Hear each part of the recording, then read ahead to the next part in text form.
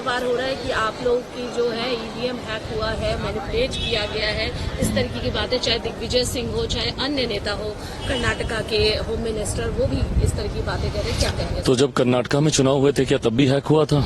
या झारखंड के जो परिणाम आए हैं क्या उसमें भी हैक हुआ था? दिक्कत यह है कि जब आप सिलेक्टिव क्रिटिसिज्म करते हैं, जब आपके पक्ष में परिणाम आते हैं तो आप चूं तक नहीं करते, बट जब परिणाम आपके पक्ष में नहीं आते हैं तो ईवीएम हैक हो जाती है, चुनाव आयोग तक पे आप उंगली उठाना शुरू कर देते हैं। हकीकत है आपको आत्ममंथन करने की जरूरत है। जिन मुद्दों को कांग्रेस या विपक्षी दल उठा रहे हैं उन मुद्दों से जनता का कोई सरोकार ही नहीं है।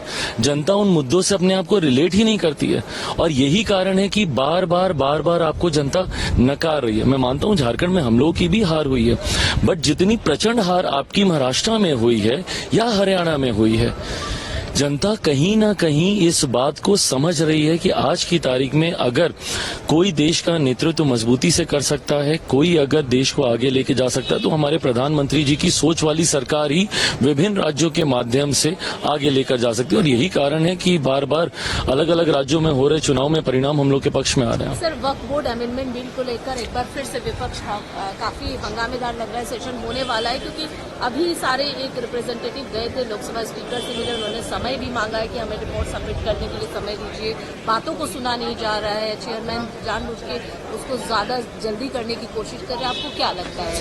पहले तो आप खुद ही मांग करते हैं कि भाई कमेटी में भेजा जाए। जब कमेटी में भेजा जाता है उसके बाद अगर इस तरीके से अब आपको उस पर भी भरोसा नहीं तो समझ के परे है कि फिर आप किस चीज पे आप भरोसा करेंगे। कमेटी में आपको पूरा समय मिला अपनी बातों को रखने का और अभी तो आप एंटिसिपेट ही कर रहे हैं, अभी तो ये पता भी नहीं है कि सत्र में आ रहा है कि नहीं आ रहा।